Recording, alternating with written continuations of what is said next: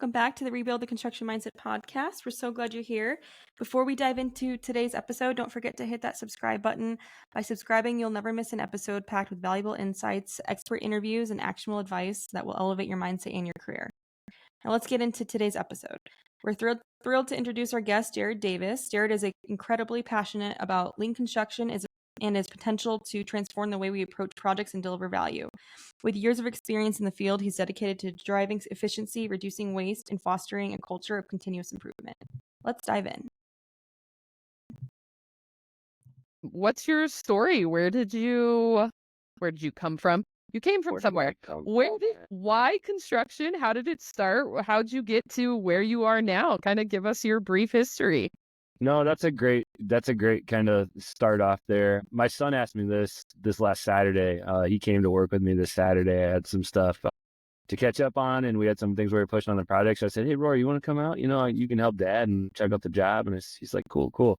And he asked me on the way, and I had kind of said the same story recently when I was on campus at University of Nebraska recruiting. But I kind of tripped into construction. It wasn't something I saw for myself. It wasn't something that I grew up at all around. I grew up in Central Illinois, went to Dunlap High School, go Eagles, near Peoria, Illinois, just kind of, pretty middle of nowhere, Midwest.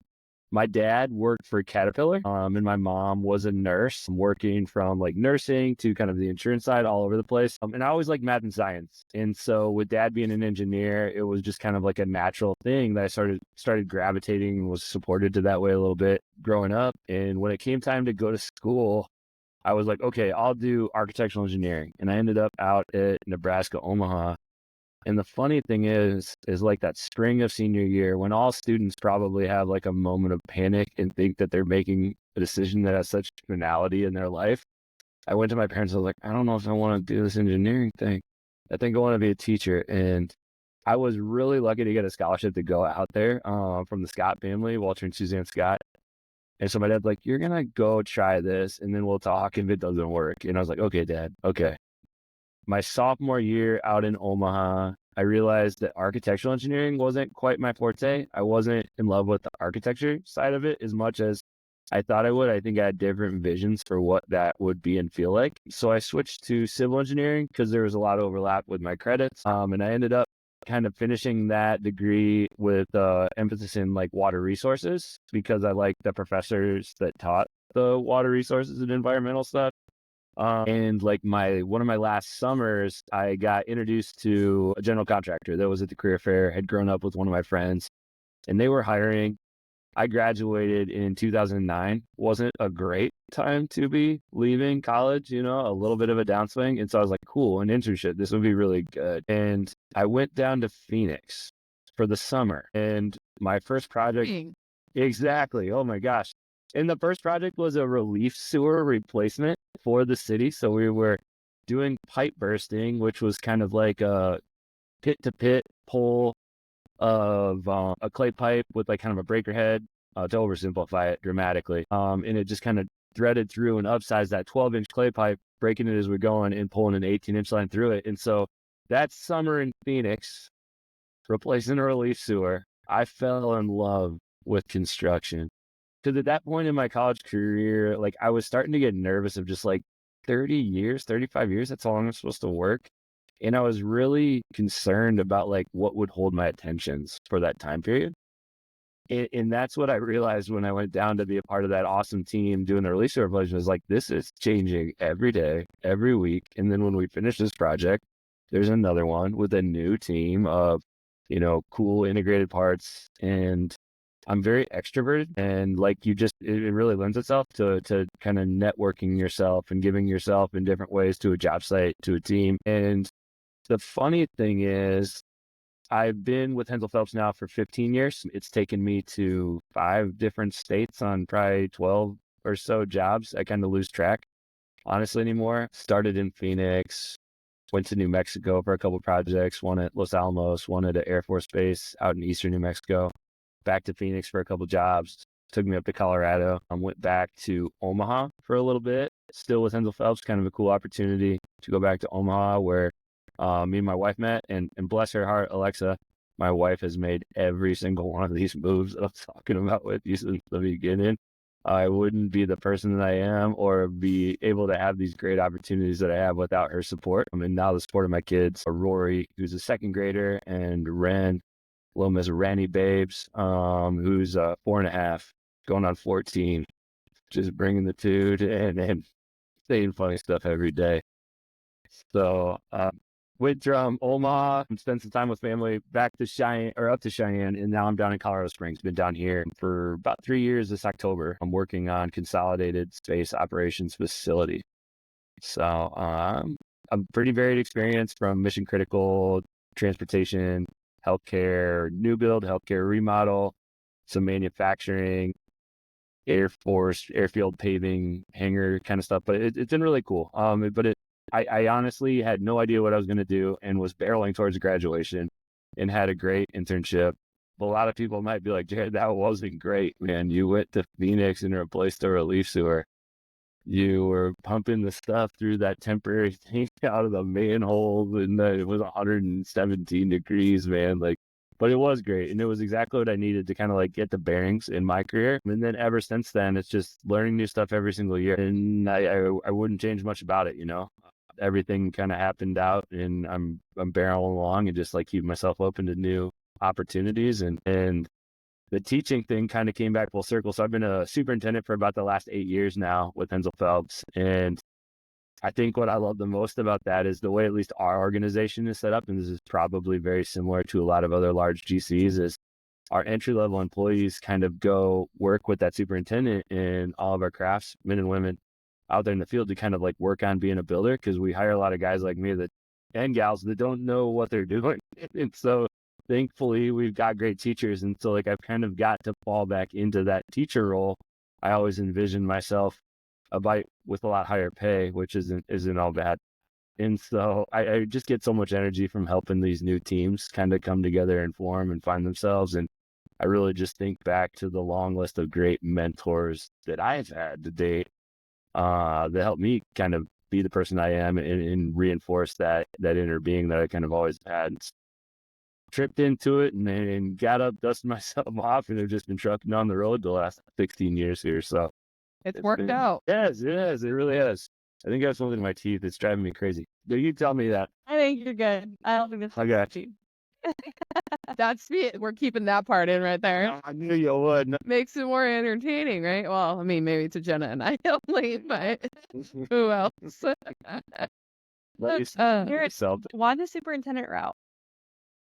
Honestly, I like the solving and just the different personal relationships, and I just feel like it's a spot that I've always had a lot of confidence for good or bad, and I feel like I can kind of help other people find their voice. And I think there's a lot of talent. There's so much talent that's out there that is sometimes underserved, and so like I kind of wanted to just learn from those teams out there and steal their knowledge and just solving different problems, working together with different teams. And it just grabbed me. But that wouldn't have been what I would have told you at the beginning when I even started doing construction. Like I would have hit that I'm going to be a project manager button pretty hard, I think, like in my first year or first 6 months, certainly. And I was kind of shaped by the people that I worked for. When I went out to the remote jobs in kind of that year 2 and 3 of my career in New Mexico at the National Laboratories in Los Alamos, and then out at Cannon Air Force Base, I was really lucky to have some great teachers that, really kind of like pushed me to go and learn and find my own way to go do that and help our team find it. Brandon Agnall, he's still with us at Hensel Phelps, great dude. Haven't worked with him for years, but I always think back to some of the lessons I learned from him at Los Alamos and then at Phoenix before we moved out there. And then Ted Alvarez was a superintendent that came up through the craft at Hensel Phelps and became a superintendent. And I worked with him out at those hangars in the middle of nowhere. And that was a small job. We had 2 C-130 hangars and probably about 4 acres of airfield paving kind of out at this new expansion on the base. And like Teddy really took me under his wing and taught me what it took to to be a carpenter and to support the carpenters and support the finishers. And that was a guy that came up in California and had just done it all. And like, I got so lucky to have that person kind of lend me their street cred and make me a better builder. And I would say after working out there with Ted, I just knew that that's what I kind of wanted to do. And Guy Mills was out there too. I could give credit to so many great people.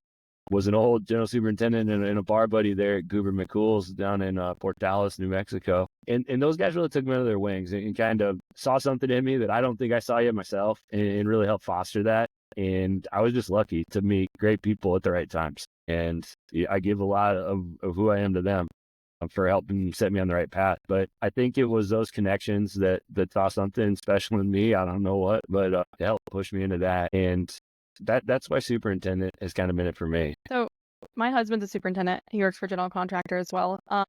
Being married to a superintendent, luckily I'm in the industry, so I understand. But I definitely see the difference between, the superintendent route versus the PM route, because I'm a project manager, and just how vastly different the demand is, and,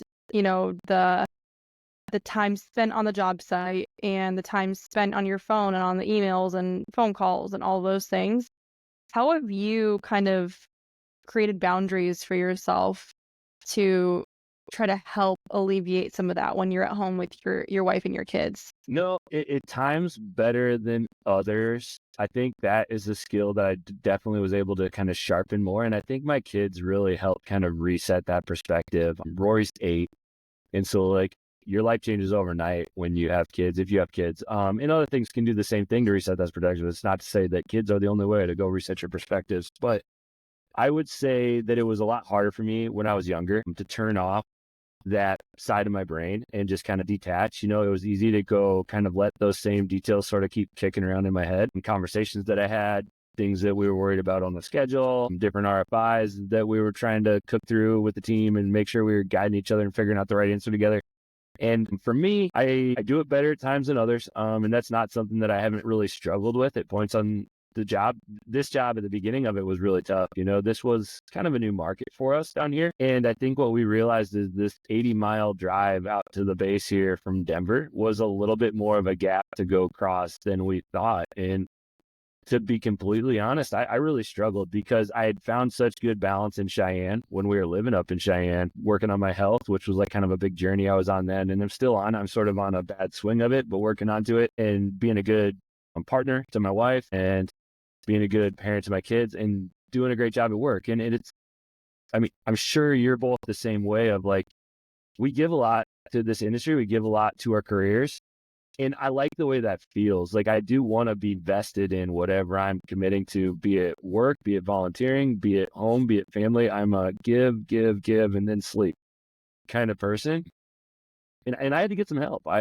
A coworker's like, man, you're not you. And we'd work together on several jobs and kind of pushed me to go get some therapy to sort of work through some negative self-talk that I was really finding myself struggling with. And that really kind of helped reset a mindset for me. And that wasn't something that I had ever envisioned for myself needing. It wasn't something that I really even like kind of understood. If somebody says, I got to go to see a therapist, I am working through something. I think it took me until it was really happening to me. And it took me when it was happening to me until someone, close to me said, no, this isn't it, man. Like you need some help. Like, and we're here for you to figure out what that needs to look like in whatever space you need to go do that. And so that was something I worked on pretty hard for about 5 months with the therapist to go kind of just reframe my perspective.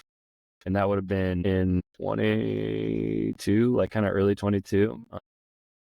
And it had come a long ways, but you can never be too proud to go ask for help to reset those boundaries. And that really kind of helped me get back into what I like to do typically. So I am an early riser. That has been something that just works for me. I've always kind of operated on a lower amount of sleep, and the most important times of the day to me are always in the evening. So it's like I can go give away time from 4 in the morning to 6:30 in the morning, do a lot of things that I want to, and I'm not stealing it from the people most important to me, because my kids and wife are fast asleep. And so like, if I can balance that and still make sure that I have, it about myself to give what I can when I get back then in the evenings, and making sure that because I can go dedicate myself to other endeavors, be it volunteering or work or fitness in the morning, when I get off work and when I come home, and I'm always trying to be home, I try to leave by around 5 or 5:15, but I don't time box myself to it. I want to be available to my team. Then I can just go give it all to my family for the last 3 hours of the day. And I'm not a phone after work, I'm not an email after work. I will get up and start earlier versus opening that computer again at work. It's my kids' time when I first get home, and my wife for what she's willing to deal with me after we put them to bed to go and have that. And so like that's kind of been a boundary. And I think the biggest thing is communication.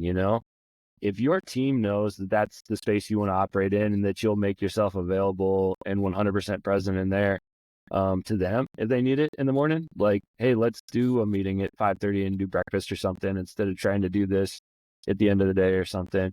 But I'm here for you. And I'm going to ask for a little flex from you all and ask advice-wise, be flexible to you. But that's what's worked for me. And I think whatever that solution is, and I'm not saying like you got to get up early to be a superintendent, you probably will, but that's not like a hard and fast. And if you want to make that change, that's something you got to go figure out. But for me, that's what has kind of worked. And I'm always trying to go streamline communications too, between my team of field engineers, quality control, other superintendents, as well as our field team. And so we've kind of borrowed a lot of aspects from Scrum.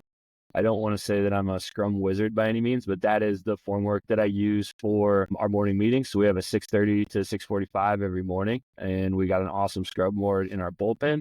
And so that's where the superintendents and the field engineers and our quality team and our carpenter foreman, we all round up there. We're pulling over our stickies. We're talking through what we've got. We're talking through our constraints, where we need help, and make that nice and tight. And then we can kind of understand these are the conversations that are in front of us throughout the day. Here's the challenges and how we can help support each other in front of us. And we've got this quick checkpoint in the middle of the day. It doesn't need to interrupt anybody's morning too much. And it's worked pretty well. And then we borrow in from the last planner, obviously not well on all aspects, but the one thing that we've really nailed out here and on the last several jobs that I've been on is just that daily last planner at foreman's meeting. And we do that every day in the field. We take it out to the field to go shorten up the walks and any extra time from all the individuals we're asking to go group up to that. And again, 15-minute meeting, and we'll go and walk in parking lot stuff after that. But that's been really good from 1 to 1:15 for our team. And again, it gives me that chance to kind of follow up with my team from the morning and then go bring in all our other global team members on our project and make sure everybody knows that they're heard. Either in that meeting or with something that we're willing to parking lot with all the right parties afterwards. And we have it early up enough in the day that we can still kind of recover or, pivot through the afternoon, or certainly have a razor sharp plan to start the morning. And I like those afternoon ones. I'm sure that could be a podcast. When's the best time to do your daily performance? Oh, very good. Yeah, that'd be a good thing to talk to the panel. I was about to say, right after lunch, right after lunch. We'd have to have a panel. I feel like you could have the one that wants like the 7 a.m., 6:30 a.m., someone that wants 9 a.m., and then someone that wants like the 1 o'clock or 2 o'clock one. We'd have to have 3 different people. Anyway, there would be, no. Like Jared said, a whole other podcast. Jared, will you describe for our listeners what Scrum means? What Scrum is? Gosh. Yeah, It's a very brief. It doesn't have to be super detailed. Just like it is so easy to describe, and people are going to be like, what? And then you're going to Google it, and then you're like, but I am a Scrum Master, a registered Scrum Master. Thank you, Felipe. And you said you're not a Scrum expert, but you are a registered Scrum Master. Like, you're a registered Scrum Master. Always learning. Okay, So Scrum is to do, doing, and done, and you're pulling that across the board. And so it's supported by a sprint, which is for us a week. If this kind of generated out of software development would really be kind of like the background of it all. And so I don't know that they would have defaulted to the 1 week sprint, but you don't want your sprints to be too long. But at the beginning of a sprint, a team leader or a Scrum Master or the product owner, if you will, is going to be like, here's our goal. And so for me, I kind of wear a lot of hats on our Scrum team.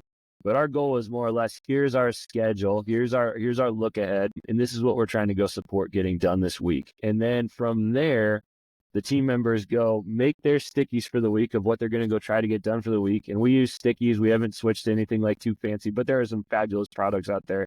And if I had more money on my job, I'd probably want to try more of them. Maybe next time. But we use stickies, and it's a beautiful board. I can send you a picture of it. Really am proud of it. I would love to see a board of it, and I'm just thinking Yeah. of so many other things right now, but I won't deep dive us that way. I won't squirrel us, but Well, I'll send a picture later for sure. But the team members go and line out what they think they're going to go do for the week. For us, we start in one color post-it for our beginning of the weeks, and every team member has a different color Sharpie. So we can kind of see that as it goes across the board. But that's sort of an extra wrinkle that I added for myself, just to kind of be able to go see how things all went and worked themselves out. Because the main reason I wanted to use this on our team was for different team members to see what each other was working, like the right hand sees what the left hand's doing, be able to understand like where they can go help their team members. If you have some capacity this week, how can you go help, Yaz get done with what he's working on if this isn't a barn burner for you? And it does kind of lend itself to that. It certainly ups the awareness of what everyone's doing with that morning meeting and having that format. And it's easy for me to go look and see how everybody's doing. But each day then of that sprint, you pull over, I'm going to try to do these 3 tasks. And when I first introduced the concept to the team to kind of slowly walk it out, we actually labeled the meeting as our big 3. And I would just tell every morning, hey, can you put up on the board by your name the big 3 activities that you're going to get through today? What are the most impactful, most important, got to get them done things you can do? And that was kind of how I introduced the Scrum framework, as to not hit people with too much jargon too fast. And then as I became more versed and took my training, it's just what they call it. All right, you don't have to call me a master or anything, just what it says on the paper. And I try. I lost my train of thought there, Jenny. You got me good. it's all right. We're good. I think it's a good Move it across. You're just pulling it across, and then each week you see how did you do, and you start over and do it again. And it's a really simple framework to have a team visualize things very quickly and to see if you're having issues very quickly. And by starting in the one color, I kind of call that, to borrow from the Eisenhower matrix, of like, these are our Q2s, like this is the stuff that we thought of and we knew we needed to go do.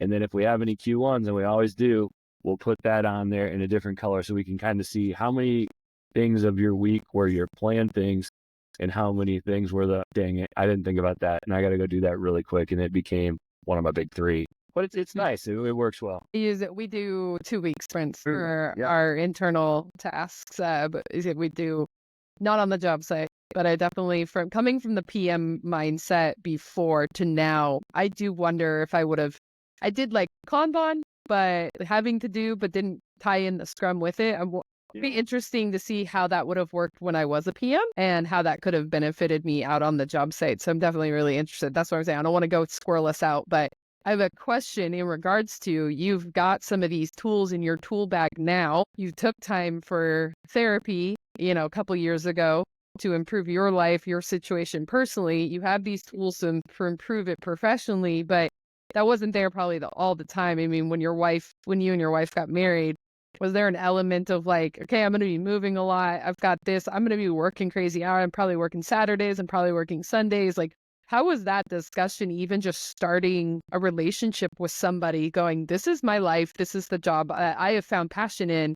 Like, you're either joining or not. And I'm not saying you gave her an ultimatum, but I mean, I'm sure there had to be a conversation about that. Absolutely. Absolutely. No, there was definitely conversations about it. And to say that I understood exactly what our life was going to look like 15 years later would be like, I don't know. But we definitely we were up for a move. My wife had grown up in Eastern Nebraska and went to school. That's where we met, in Eastern Nebraska. And I had been in one house, the house I came home in Illinois, until I was 19 and then went out to school.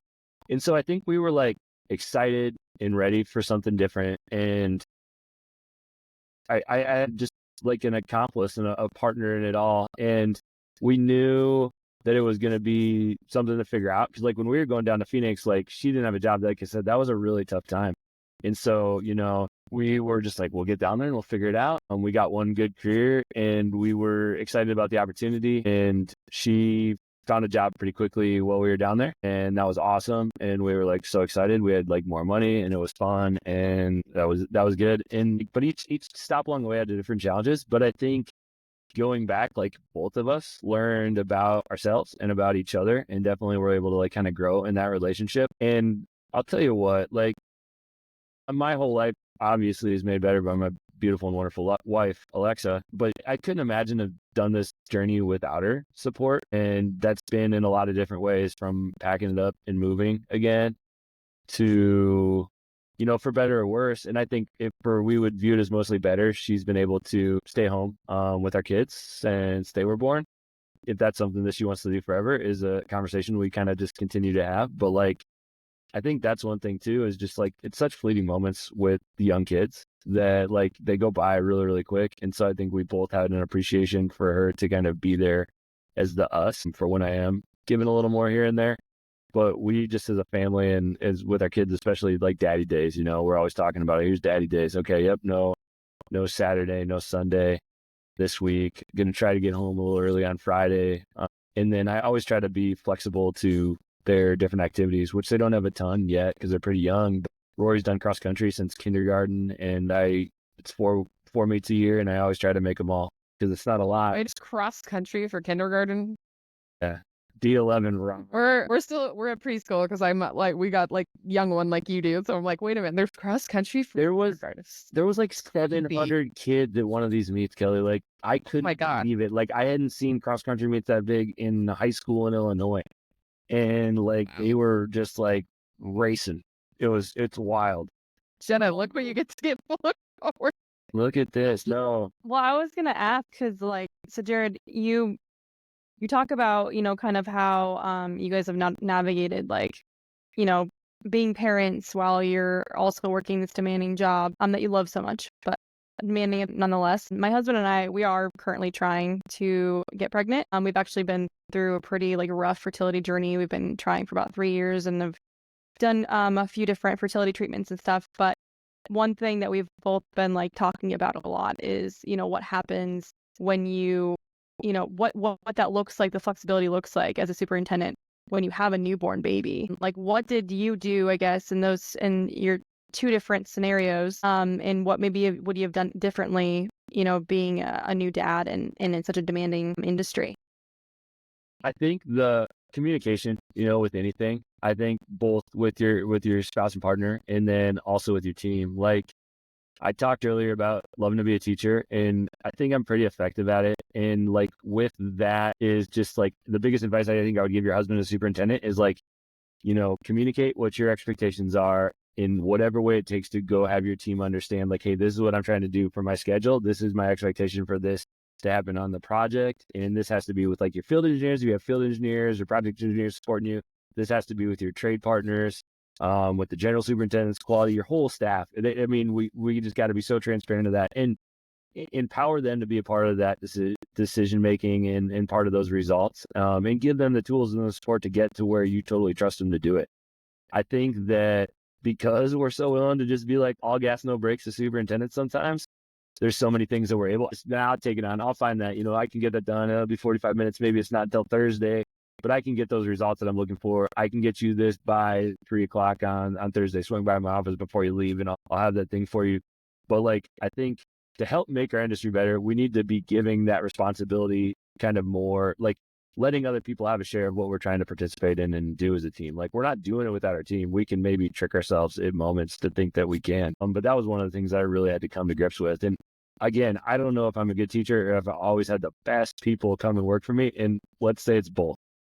But I've always been so lucky to have driven and talented field engineers ever since I came into like being a superintendent. And that whole way, it was one of those things of just like those team members, those guys and gals out there, they're a continuation of me. They're an extension of me. I train them as such. I give them the respect and expectation as such. I give them the time to answer any questions and build up that confidence appropriately, make sure that they understand our goals. And if they don't, kind of restructuring that to make sure that the schedule and the details and the players all make sense and those handoffs make sense. But it's a lot of like trusting your team and trusting yourself to know that you're giving those skills and information appropriately to them. If you can't do that, it's always a struggle. And I think you could say that to any role in any industry. Like, True. Unless you're an accountant in a one-man shop or like then you better trust your team. But then how are you teaching those field engineers, those PEs to to appreciate, like what you were saying, like you turn off at 5:15. I turned my phone off because a lot of us, when we started in the industry, and I'm sure you probably were there with it, is you get up all the time. You are taking, prove myself. I got to work this Saturday. I got to work 80 hours. It's assumed, yes, you're being paid for 40, but you're probably working 60, and you get lost. I know I did at some points. That becomes your norm. That is normal for me. Like, I don't have anything else going on. So how do we then live it? Maybe not 100% of the time, but make sure the people that are growing behind us also like start appreciating what goes on That's one outside. of the things, that I kind of prompted when we first started talking about this conversation is like, I still find myself sometimes leading a life that I'm just like, I wouldn't want this to be where we keep at. I want to go find ways as a team we can get better, we can get leaner to kind of go roll it back a little bit in sort of reset normal, if you will. Because you're right, Kelly. I mean, that is the expectation. And there's so many stodgy old things that I think are just kind of stuck in it. Like, it's always been like that. Well, what did you expect? And I'd be like, well, I expected to go, have a happy life, and I have. But I think the thing that I try to go and talk about is just setting those expectations early of just like, getting to know your people and just like what's important to you, and that might be different. It will be different for a 22-year-old just graduating and joining your team than me at 38 now, 38. You forgot old sport? It's just a number, I'm not too good with those sometimes. But with that in mind, like, make sure you're framing those expectations together. Okay, you like hiking or you play the guitar and you're looking to do this band, or you're in a golf league on Thursday nights or bowling or something, and just like, figure out what they're passionate about. Help them find that if they just relocated from, Illinois or California, now we're in Colorado. Help them channel into that, like use your connections, lend them to go find their interest and say, how are we going to go get this time boxed in your life? And then that's where I kind of try to show my example of like, this is how I work with it. Like, I will come in as early as I want. I really love to use these early mornings for, personal projects. So like, that's when I do a lot of my volunteerism and, my personal development in the mornings too, just so that when I get home in the evening, I've done the Jared time and I can just give it to my family. But like, you got to reframe and just like, these are my priorities and this is how I handle it. And then lead them to it of like, what's your three most important things, or what are you trying to accomplish within work, with outside of work, and go talk through those goals to kind of just let them know, I hear you and you're more than just like what we're accomplishing here. And it takes some time and some space and some willingness to go give yourself and be vulnerable to share, like we all are here in this beautiful, wonderful space y'all are creating here. Thanks again for having me. But let them know, this is me, this is the real me. Tell me about the real you, and just follow up on that. It's really cool. So I got one of our team members here that started with us a year ago. He was a gearhead. He has two different cars that were really cool, but he was always working on them. He's kept one, and the other one he finally sold it. But he told me, like, when we first sat down, he's like, I'm starting my career. I love this old Jeep. I know it's an old Jeep, and it keeps getting me like $700 at a time, $300 at a time. And so he had it on his goals of like, I'm going to, work for this year and save up this much, and here's how I'm going to do it. And then I'm going to, get a newer car. And he just rolled up on the spot with a newer Jeep Gladiator. I'm like, hey man, that's awesome. And it was just so cool to like know. We talked about that as one of many goals that he was trying to find as he relocated from Texas, living in Texas his whole life. Went to school near his high school, near where his family lived. He'd done an internship with us up at the convention center in Colorado. And then I got lucky enough to have him join my team. But like, he was, for the first time other than that 3-month internship, moving away from home. And to have him say, I want to go get this vehicle, but still get to work on my cars. And I want to go, find a group to go bike riding with. And I want to go explore stuff with my friends who've also not been up there. And he's like nailed all those goals. And it's so cool to like have him share those to me. Yeah, no, my friends came up from Dallas this weekend and we went to Breckenridge. None of us had skied before. I was like, that's wild. How was it? We fell a lot, but we had fun. And I was like, so cool, dude. But like, just to kind of like understand what's important and figure out how to go support that. Even if it's just like looping back, I'm like, how are you working on that goal? You still tracking? Dude, no, really? Well, how are we getting back on track with that? Or are we pivoting that a little bit?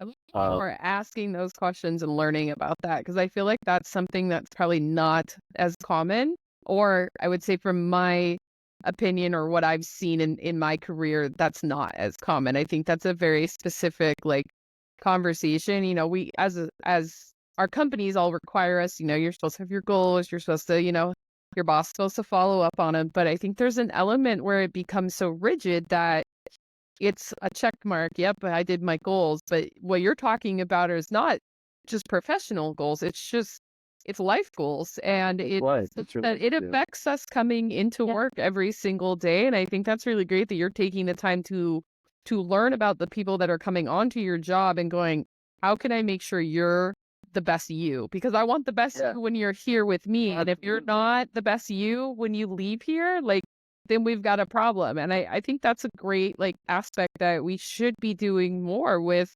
the people coming into the industry. And I think that will get more people wanting to come into the industry because that taboo, the old thing, like we don't care, just come and do your work, just get it done. I think that's what a lot of people think the industry is and just assume like, hey, if you didn't want to get into construction, you shouldn't have. If you didn't want to work, 80 hours a week, then you shouldn't gotten in construction. And when I hear that comment, I feel horrible. I don't want to be here anymore. Where's the door? When you hear that, and that's just like people leave it. But like, I think it is personal. It needs to be personal. And like, I don't want my work to just be like, I'm just 9 to 5. That would be great. And if we can get construction there and we can keep doing remarkable things, hell yeah, we'll use that extra time and have even more great hobbies. But, I'm not searching that as the end goal. But for as much as we give of ourselves to this career, to this industry, like I do want it to be personal. And I do want my team members to know, like, hey, I care about you here. I care about you there. I care about you on this project for this company. I care about you on the next project for the next company. Like, and there's so many relationships that mean so much to me of people that have worked for me or I've worked around that like, we're not even at the same company anymore or in the same city, state, whatever. And it's just to like, those relationships are so real to me. And I think it's just, you got to be a little vulnerable and you got to open yourself up. I think you really explored that part of it really well on like your last episode. I think it was Kent that threw out the L word. And I'm like, my man, like, no, I do love these guys. I do love these gals and they make up our teams. And it's because I let those relationships be real that I think I enjoy this so much more. And I'm always a little cagey sometimes when people aren't as willing to like enter that space. And maybe I'm the weird one, but I'm fine with that. But it's just like, no, let's be real. Let's be present. Let's have like those tricky conversations, but then those fun, meaningful conversations too, because we're willing to share. I'm struggling with this right now. And here's one of the things, and maybe it was because of something interpersonal that was even going on there, or something. I'm like, I was a little disappointed because I thought we were aligned in this vision. And I thought you'd even had that double check with me with this was going to expect that this was my expectation and this was going to happen by, XXY. And it didn't. And why? But like, I'm not the Hoff. I like to push people to be their best self, and I would want the same thing for myself, from people that work for me or people I work for. It's like, give me your coaching, give me your criticism if that's what it feels like. I want to be better and I want to help you be better. And I want to help whatever shared goal we have as a project or a company or an organization for us to be pushing to better there. And I never want to be a drain on that. I always want to push myself and others to be better. And that takes getting to know them and takes really caring, I think, to help them as best as you can. Yeah, I mean, going with that, like being the person that is, the person that you're building the relationship with, like if you have personal things going on, be vulnerable too, right? Like talk about those things and be open about, my parents are sick or, like in my situation, like with my fertility stuff, like my company's been super awesome about letting me go to appointments because I can't make the appointments. My body makes the appointments for me. Like I have to go when I need to go. And so like just having like someone like you, I feel like you probably create so much trust and so much comfort on those job sites more than you even know, because there are a lot of superintendents out there that create a very hostile, like scary job site where people can like they don't even want to bring up anything, let alone personal stuff, because they don't feel safe.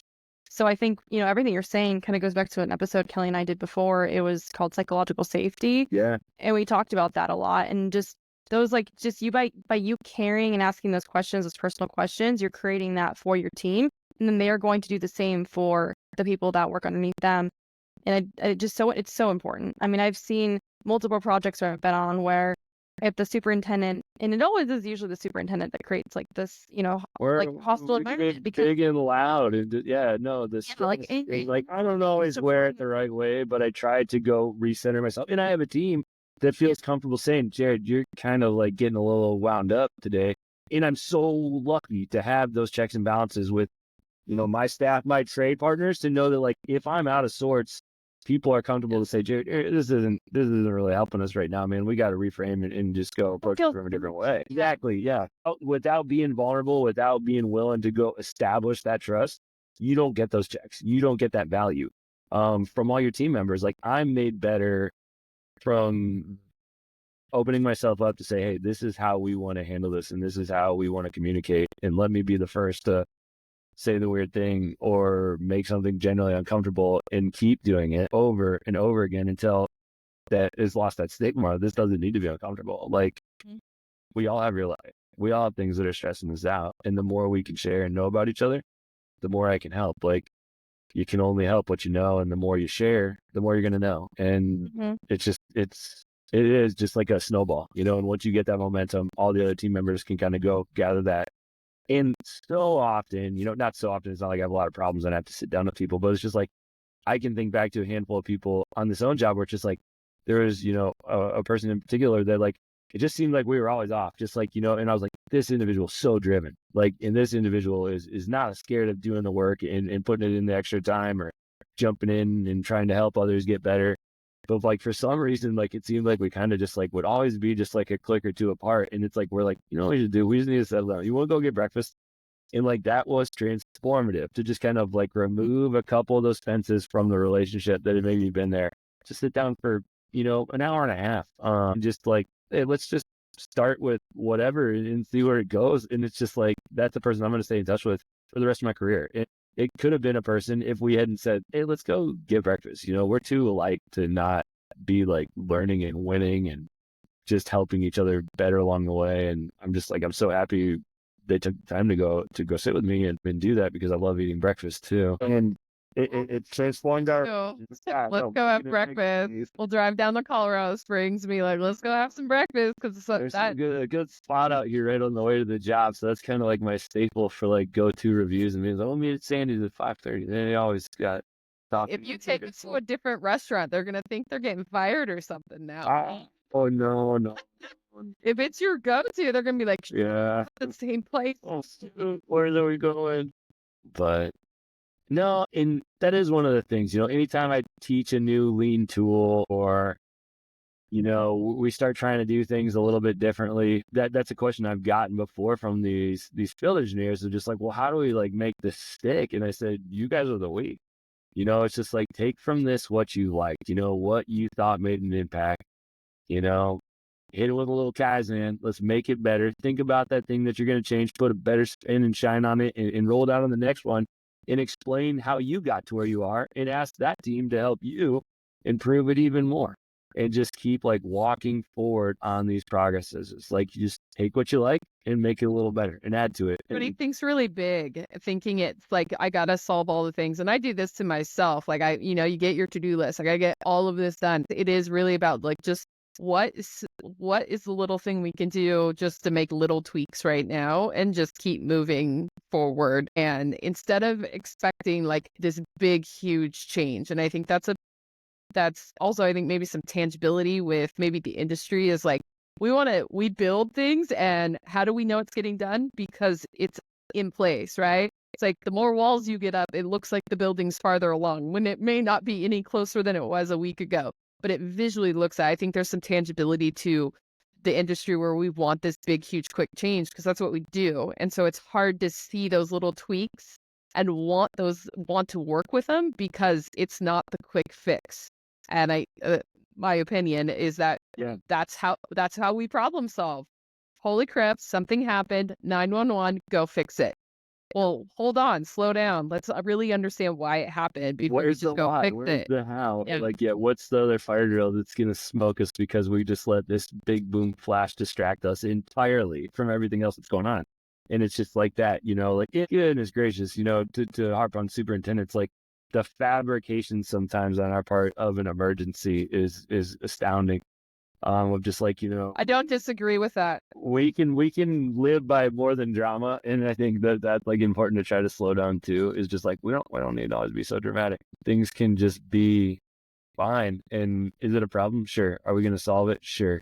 Do we need to get all of our blood pressures up and like panic? Nah, that's probably not going to help. When is this really going to hurt us? Okay, let's start working this as a collective and understand like what we're really trying to solve instead of being distracted by the noise. It's the lightning we're worried about, not the thunder. Like we got to just be like willing to see the whole picture. I'm And then- distracted just right now because I've got spiders next to me. So just as you're saying that, and I'm like, distraction right Spider? there. She keeps bringing me little. Oh my! I no, did not know love where you were going with that. I was like, I thought she like pet spiders. I'm like, girl, no. She's handing me like all of the spiders. Yeah. No, I'm just sorry. I like totally scrolled. oh, it's good. It's good. Example of distraction. Yeah. And then like the improvement I do think, I know we're all lean champions and just like, love exploring those new ideas. And I think it was in a book, I can't remember which one, by Adam Grant lately, that, framed progress in ideas, like stats in baseball. And so like, I don't know if like you're sporty or not on that front, like, but they're saying like you go hit 330 for a career, like in baseball, and you're into the Hall of Fame. And like, we need to look at ideas and the willingness to try and experiment and like, talk about it with our team in the same way of just like, it's all right not to have like zingers, but it's not okay to not try. Because like, if we can go little ideas, big ideas, medium ideas, any ideas, just throw them out and just see what kind of takes and what goes and grows. If you're hitting 1 out of 3, like that's Hall of Fame, and like, if you're getting 1 out of 4, God dang, we'll take you back and be pumped to have you because like you're getting on base, you're putting that thing in play. And like I really encourage. Hey, it's Adam Grant. It's Adam Grant. No, it was good. He read it, and I was like, oh, this guy's good. I love his stuff. It really meets me where I'm at from like a team and leading standpoint and just kind of like framing of perspectives. But it's just you foster that on your team and just be like, what's your great idea? And tell them you're excited to see it and help them along and be open minded but that's a change. And we're lucky to have people coming into the industry. We need more people to come into the industry. So when we have these great young men and women joining us in what we're doing, I think it's just like, we got to support them because it is very uncertain of how we're going to accomplish what we've been accomplishing, 5 years from now, 10 years from now, 15 years from now, as we have this exodus of talent and experience leaving our industry because they've earned it. Like, not because they want to leave, or maybe they do, but because like they've earned it. And someday that's the same vision we all have for ourselves. Like I came here for the long haul and I'm going to work for 20 more years, 25 more years. We'll see what my wife tells me, where my kids go to college and make that decision at that point in time. Like I want to have an industry that's growing. And I want to have an industry that gets the respect that I think it deserves, as far as the opportunities that are there and who we need to join us, because it needs to be the best and the brightest. And we have a lot of the best and the brightest, and we need to, celebrate and bolster and build them up so that they can keep giving of themselves and keep growing and not get snuffed out because of bad attitude here or there. But yeah, I'm with you both. I'm not willing to accept the same old thing unless we all decide together that same old thing is a good old thing. Right. But other than that, like I'm open-minded and I might have some good ideas and I will promise you to have some bad ideas, but I want to know, Jenny, your great ideas, and Kelly, I want to know your great ideas, and I want to know all of our team's great ideas and just kind of be a microphone and a maximizer for those as they trial and error through those, then to just be like, no. It's in that old dusty book over there. Just pick it up and read it again, please. Like, how are we going to do something The different? microphones right here. We're doing it. Like, I mean, that's a great. We're hitting all the things, all the themes today. So I mean, I think your personality and who you are is really. I mean, I'd want to work on a job with you. Let's Just do it. from Do it. our conversations that we've had here and there. I mean, we haven't even met in person. We're know. super close, so we need to do that. But I mean, that's like, I would be excited to work on a job with you. I think Jenna would probably say the same thing. Just how you're explaining how your job sites are. And I think that's, the point of the podcast is getting more of that ideas out, spending more time talking about those ideas, and getting more people to listen and understand that we need to make improvements. And there are great people, like you're saying, that are out there. You are one of them. Good job. Thank you. Thank you so much. No, I think the big question I always kind of lead myself back to at the end of the day is like, we've talked about my kids, Rory and Ren, and I have two nieces too, Ellie and Kara. And I always stop and kind of put it in perspective to them of like, are we to a spot yet that I would 100% just be like, yes, yes, yes, you'd be making a mistake not to come into this industry and thrive. And I kind of let that just be like sort of the fuel of like, how do we make this better? How do I leave this better? How do I get that to where like, absolutely, come on in and you're not going to have a regret about it. If this is something you're interested in, like go and soar. And there's all the right people here to help you meet and beat all your goals. And we're getting there. I mean, there's pockets of great, but we still got some old plaque and some old thoughts and stuff that we really need to, put under a microscope and help those people to change and see that this can feel different. It's a lot more fun when it does. So we're just going to keep being warriors of change here, and just help people be their best. There it is. That's it. Yeah, thanks. Yeah, thanks for your energy. It's so great. Yeah, no, this was a lot of fun. I really appreciate y'all having me on. We gave us your Jared time in the evening, the morning. Like that. Oh, no. My daughter Ren started gymnastics tonight, so she was pretty sure she'd be able to learn a cartwheel. So I'll have to figure out how that went for her. So she had that this evening. So this really worked out great. And they're on fall break the rest of the week, and I get to take off tomorrow early. I got a great team here that's going to keep on doing awesome things and working our plan. And so we're going to go back to Nebraska and see my wife's family, her parents, her brother, and my nieces and sister-in-law. And we're going to the zoo in Omaha. Great zoo. Get there before the weather changes too quickly. Can't do a spot without ACE mentorship program. And you can edit it out if you want. But are you all familiar with ACE? I am, yeah. Awesome. Have you mentored before? I tried to do it. Oh God, it was a while back, and I went to a couple of the original like meetings and stuff, and it just never really like lined up. I don't remember. I felt like it just was like not a good year. I don't know what happened, but I did sign up, and then I have not ever gone back to doing it. Is it through AGC? No, this is its own standalone national mentorship program. So it stands for Architecture, Construction, and Engineering Mentorship Program. And it's basically a career-based after-school program. We give the students a mock RFP. And so this year for ACE Colorado, we're doing an animal shelter and just true to form on like a design RFP for an architect team from a client. We kind of say, hey, here's what we think we need. Here's our vision. We're thinking this big. We're thinking the breakdown of these spaces. We kind of have these ideas. And then from there, we kind of let their creative juices flow.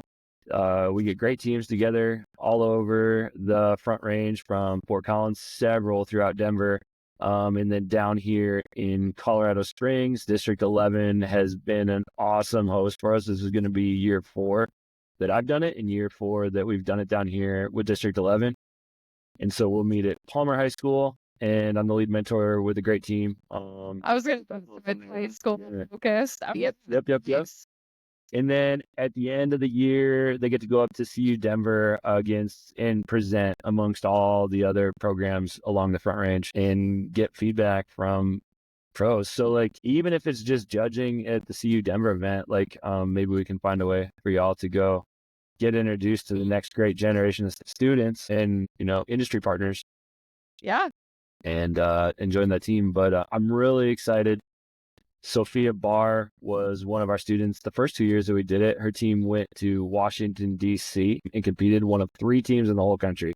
They got to go to Washington, D.C. We were so proud of them. And now studying civil engineering at Purdue University. And she just told me today she's coming to work with Hensel Phelps for the summer. I'm so very, very pumped up for her to come out and join our team and to see a student that got to know a little bit back in the day. In high school, she was going through this program to come join the professional ranks with my organization. It was like really wow, kind of fulfilling. So I don't know. It's been a lot of fun. I give a lot of that on myself to that as well, and just really want to spread the news. We've got a great group here and all throughout Colorado Front Range. So Oh yeah, we'll have to look it up and definitely be something that Jenna and I can look into, or even send us some info. Like I said, it's probably been like over 5 years, so it's been a long there's time like for me. ways to get involved, and we find the perfect way, because like the same thing of engaging the whole, like y'all would be wonderful examples and resources for just, two different career paths for the young students to see, of just like, oh, okay, and you did this here and you studied that there and